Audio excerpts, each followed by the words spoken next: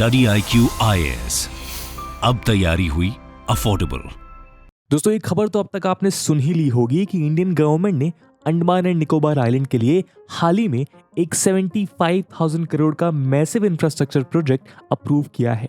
इसके तहत great Nicobar island के लगभग 16,610 हेक्टेयर्स लैंड पर 4 इंफ्रास्ट्रक्चर प्रोजेक्ट्स बिल्ड किए जाएंगे। इसमें एक ग्रीनफील्ड इंटरनेशनल एयरपोर्ट, एक इंटरनेशनल कंटेनर ट्रांसशिपमेंट टर्मिनल, एक ह्यूज टाउनशिप और एक पावर प्लांट बनाने की बात की जा रही है। आपको बता दें कि इस प्रोजेक्ट में कुछ समय से इसके एनवायरमेंटल कॉस्ट को लेकर कंट्रोवर्सी भी चल रही थी। एक ग्लोबल बायोडायवर्सिटी हॉटस्पॉट होने के कारण इस आइलैंड पर किए जाने वाला रैपिड डेवलपमेंट इसकी बायोडायवर्सिटी और ट्राइबल पॉपुलेशन के लिए हार्मफुल बताया जा रहा था। एनवायरमेंटल कॉस्ट को रिड्यूस करने के लिए एनवायरमेंट मिनिस्ट्री की एक्सपर्ट अप्रेजल कमिटी ने कंजर्वेशन एंड मैनेजमेंट प्लान्स के तहत यहां पर मौजूद एंडेमिक स्पीसीज, मैंग्रोव्स और कोरल्स के कंजर्वेशन के लिए हाई फंडिंग इंश्योर की है। साथ ही इसके लिए यहाँ 3 इंडिपेंडेंट कमिटीज भी बिल्ड की जाएंगी, जिसमें पहली पॉल्यूशन, दूसरी बायोडायवर्सिटी और तीसरी यहाँ पर लोकेटेड शोम्पेन और निकोबारी ट्राइब्स के वेलफेयर रिलेटेड इश्यूज पर काम करेगी। इस प्रोजेक्ट की इकोनॉमिक और स्ट्रेटेजिक वैल्यू को देखते हुए इसको इन सॉल्यूशंस के साथ एग्जीक्यूट किया जाएगा। दोस्तों इस डेवलपमेंट के बाद ये बात तो साफ हो जाती है कि जिस स्पीड से इस आइलैंड चेन को डेवलप करने की प्लानिंग चल रही है, उस हिसाब से ये जल्द ही इंडिया को इंडियन ओशन थिएटर में एक स्ट्रॉन्ग एस्टैब्लिश्ड पावर में तब्दील कर देगा। यानी इसके जरिए इंडिया यहाँ पर मौजूद उसके सबसे बड़े राइवल चाइना को भी आसानी से हैंडल कर पाएगा। इन्हीं डेवलपमेंट्स को देखते हुए कई एक्सपर्ट्स इस आइलैंड चेन को great Indian wall against China भी कहकर पुकार रहे हैं। ऐसे में यहाँ ये सवाल उठना लाजमी है कि क्या सच में Andaman and Nicobar islands India के लिए इतना ज्यादा बेनिफिशियल है? क्या ये सच में इंडियन ओशन में चाइना की एग्रेशन को कंटेन करने में इंडिया की मदद कर सकता है? और अगर इसका जवाब हाँ है तो आखिर कैसे? आज के वीडियो में हम इसी सवाल को डिकोड करने की कोशिश करेंगे। लेकिन उसके पहले मैं आपको बता दूं कि इस वीडियो की इंपॉर्टेंस यूपीएससी मेंस के पर्सपेक्टिव से काफी ज्यादा है और इस टॉपिक से जुड़े हुए सवाल यूपीएससी मेंस के GS2 के IR सेक्शन में पूछे जा सकते हैं। इसके बारे में हम वीडियो के अंत में और भी बात करेंगे, पर फिलहाल के लिए अपने डिस्कशन को हम आगे बढ़ाते हैं। दोस्तों इंटरप्शन के लिए माफी, पर ये कोई ऐड नहीं है। बस आपसे एक ऐसी इंफॉर्मेशन साझा करनी है जिसकी मदद से हम एजुकेशन को अफोर्डेबल बनाने की तरफ एक इंपॉर्टेंट कदम उठा रहे हैं। स्टडी IQ ने अपना UPSC pre plus mains live foundation batch start किया है, जिसमें आपको सारा का सारा कंटेंट लाइव दिया जाएगा। 900+ आवर्स का live content, 1-to-1 mentorship, current affairs programmes, prelims के practice questions, mains answer writing practice और भी बहुत कुछ। मात्र 18,999 के डिस्काउंटेड प्राइस पे अगर आप AG live coupon code use करते हैं। दोस्तों अगर आप या फिर आपके दोस्त या भाई बहन कभी भी UPSC का एक सीरियस अटेम्प्ट देना चाहते हैं तो आई डोंट थिंक कि इससे बेहतर मौका फिर कभी मिलेगा। एंड जस्ट टू मेंशन, ये प्राइस लिमिटेड स्टूडेंट्स के लिए है। दोस्तों बैचेस में क्लासेस की शुरुआत 30 सितंबर मॉर्निंग 8 AM से हो रही है। तो अब आप भी AG live coupon code use करके अपनी UPSC की तैयारी को भारत के बेस्ट एजुकेटर्स के साथ स्टडी IQ के फाउंडेशन बैचेस का सपोर्ट प्रोवाइड कर सकते हैं। इस बात से रिलेटेड सभी इंपॉर्टेंट लिंक्स आपको पिन कमेंट में मिल जाएंगी। अब आप अपना वीडियो देख सकते हैं, but don't forget to use AG live, otherwise you will say कि बाकी लोगों को कम रेट्स पे कोर्स मिला है। बाकी सभी अपडेट्स के लिए आप मुझे मेरे सोशल मीडिया हैंडल्स पे फॉलो कर सकते हैं।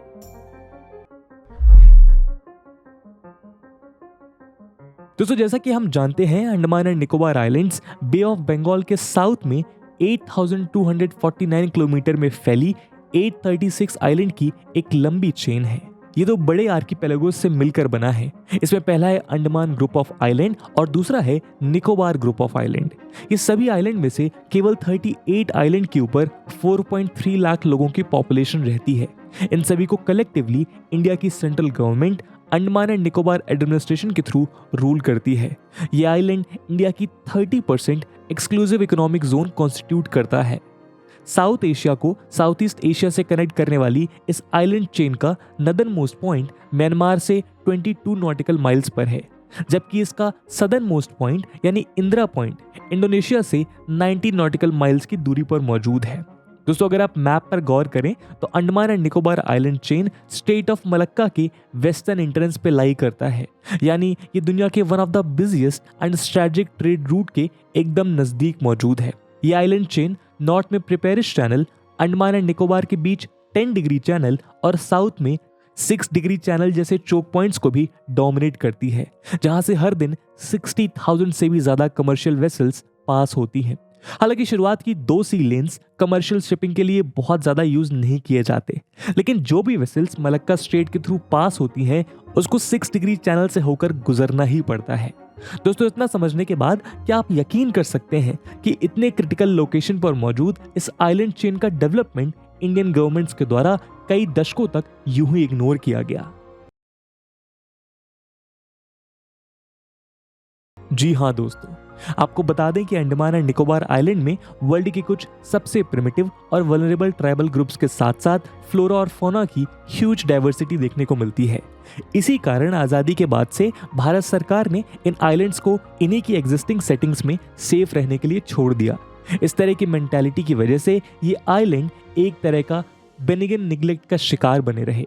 हमारे गवर्नेंस सिस्टम की ऑर्थोडॉक्सी साल दर साल बढ़ती गई और इन आइलैंड का डेवलपमेंट पूरी तरह इग्नोर किया गया। कई दशकों तक इन आइलैंड का केवल 7% हिस्सा डेवलप्ड था और बाकी बचा हुआ सारा पार्ट प्रोटेक्टेड एरियाज के नाम पर डिमार्केट किया हुआ था। लेकिन इस निग्लेक्ट को अब और ज्यादा स्ट्रेच नहीं किया जा सकता था। आज बदलते वक्त के साथ जियोपॉलिटिक्स में टेक्टोनिक शिफ्ट्स देखने को मिल रहे हैं। अगर आज हम इंडो पैसिफिक के लार्जर गेम को देखें तो उसका एक बड़ा पोर्शन इंडियन ओशन में ही प्ले किया जा रहा है। कोल्ड वॉर के बाद कुछ समय शांत रहने के बाद आज इंडियन ओशन स्ट्रेटेजिक कंपटीशन का एक क्रिटिकल थिएटर बनकर उभरा है और इंडियन ओशन में पावर प्रोजेक्शन के लिए ये आइलैंड चेन इंडिया के लिए एक की बेस बनने का ह्यूज पोटेंशियल रखती है और इसी वजह से आज इन आइलैंड्स को यूं इग्नोर करना इंडिया अफोर्ड नहीं कर सकता। इसी चीज को रियलाइज करते हुए इंडिया की करंट गवर्नमेंट इस आइलैंड की रूपरेखा बदलने के लिए एक से बढ़कर एक कदम उठा रही है। जब से करंट गवर्नमेंट ने सेंटर पर कदम रखा है उसके बाद से इस रीजन में उस स्केल पर डेवलपमेंट देखने को मिले हैं जो पिछले कई दशकों से एक कंप्लीट निग्लेक्ट का शिकार थे। उदाहरण के लिए 2015 में इस आइलैंड चेन को इंडिया का फर्स्ट मैरीटाइम हब बनाने के लिए गवर्नमेंट ने 100,000 मिलियन रुपीस का एक ह्यूज प्रोजेक्ट अनाउंस किया। 2018 में पीएम मोदी ने इस आइलैंड चेन पर अपनी फर्स्ट विजिट के दौरान यहां कनेक्टिविटी, एनर्जी और टूरिज्म से जुड़े बहुत से डेवलपमेंट प्रोजेक्ट्स लॉन्च किए। उसी तरह 2019 में पास हुई island coastal regulation zone notification के तहत यहां पर पोर्ट्स और हार्बर्स को एस्टैब्लिश करने के लिए लैंड रिक्लेमेशन प्रोजेक्ट शुरू किया गया। इंडियन गवर्नमेंट ने 2019 में अंडमान के लिए 5,000 करोड़ का डिफेंस प्लान भी फाइनलाइज किया। इतना ही नहीं, 2020 में यहां एक लैंडमार्क स्टेप लेते हुए गवर्नमेंट ने Chennai Andaman and Nicobar under sea internet cable announce किया, जिससे इस आइलैंड चेन के 7 रिमोट आइलैंड को high speed internet connection provide किया जा सके। तो दोस्तों, ये सभी डेवलपमेंट्स इस बात का जीता जागता सबूत हैं कि इंडिया आज अपने सदर्न मोस्ट फ्रंटियर के इकोनॉमिक और मिलिट्री डेवलपमेंट के फास्ट ट्रैक डेवलपमेंट में लगा हुआ है। लेकिन अब सवाल यह है कि इस सब के पीछे इंडिया के क्या मेन गोल्स हैं और ये आइलैंड उनमें इंडिया की किस प्रकार मदद करने वाले हैं। तो आइए इस पर भी हम एक नजर डालते हैं।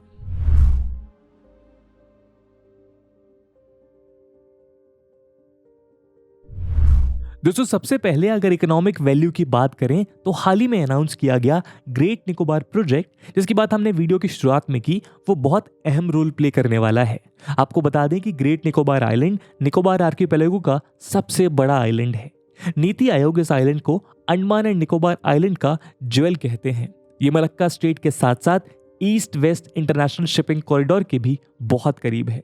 आपको बता दें कि east west shipping root east Asia को इंडियन ओशन, सुएज कैनाल और आगे यूरोप से कनेक्ट करता है।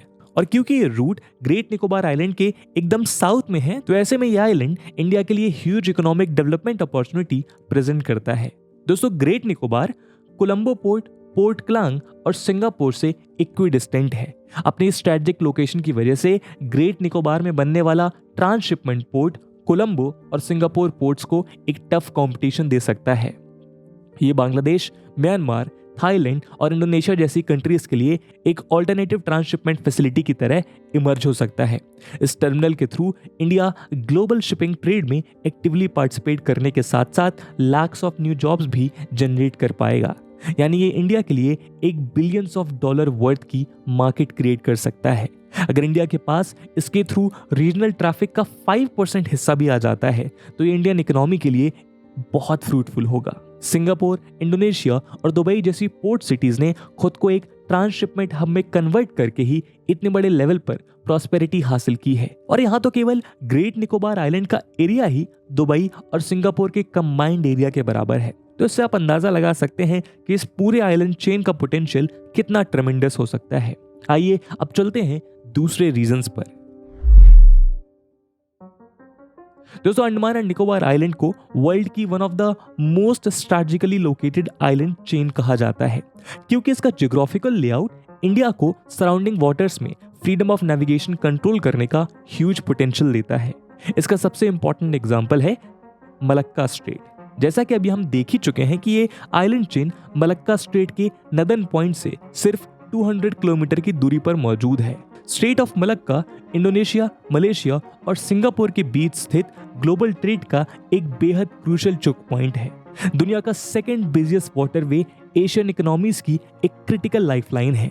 वर्ल्ड ट्रेड का बाय वैल्यू 90% और बाय वॉल्यूम 70% हिस्सा यहीं से होकर गुजरता है।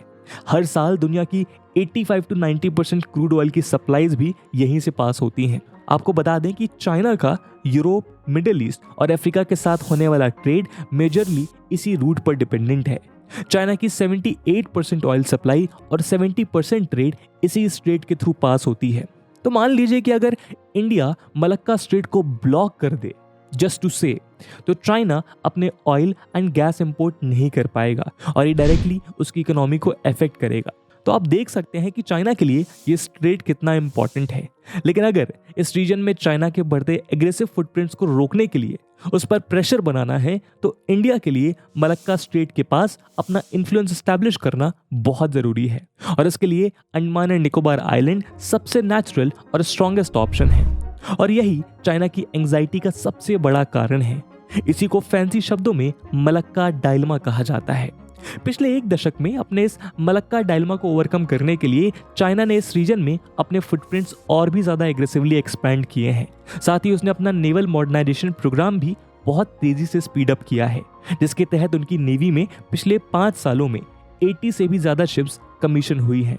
साथ ही अगर पिछले 4 से 5 सालों का रिकॉर्ड देखें तो हमें कई एग्जाम्पल्स मिल जाएंगे जब चाइनीज वेसल्स इस रीजन में दूसरी कंट्रीज के टेरिटोरियल वाटर्स में इलीगली पेट्रोल करती पाई गई हैं। इससे साफ होता है कि चाइना ये सब इंडियन ओशन रीजन में अपने हेजेमोनिक एम्बिशंस को प्रोटेक्ट करने के लिए कर रहा है। तो इस रीजन में चाइना की बढ़ती involvement Andaman and Nicobar island के डेवलपमेंट को और भी ज्यादा नेसेसरी बना देती है। दोस्तों, अंडमान एंड निकोबार आइलैंड की स्ट्रेटेजिक इंपॉर्टेंस का अगला सबसे बड़ा रीजन है चाइना का मैरीटाइम सिल्क रोड, जो उसके belt and road infrastructure project का मैरीटाइम कंपोनेंट है।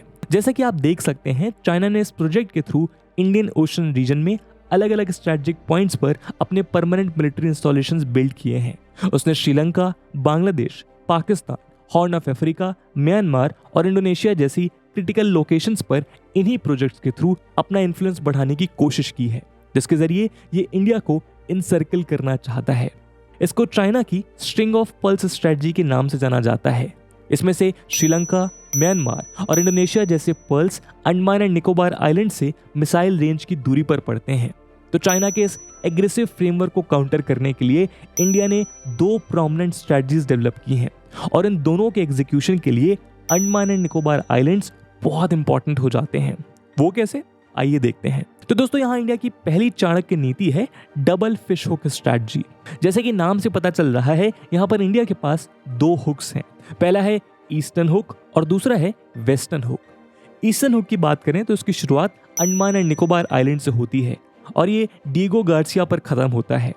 अंडमान एंड निकोबार आइलैंड के अलावा इसमें मुख्य तौर पर ईस्टर्न इंडियन ओशन के की प्लेयर्स जैसे कि इंडोनेशिया और ऑस्ट्रेलिया मौजूद हैं।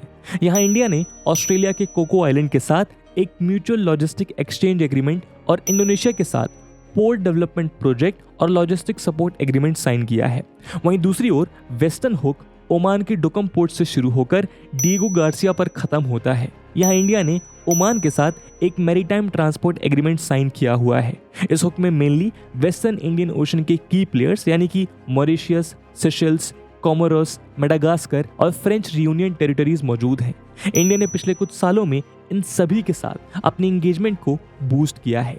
ये सब इंडियन ओशन कमीशन का भी हिस्सा है।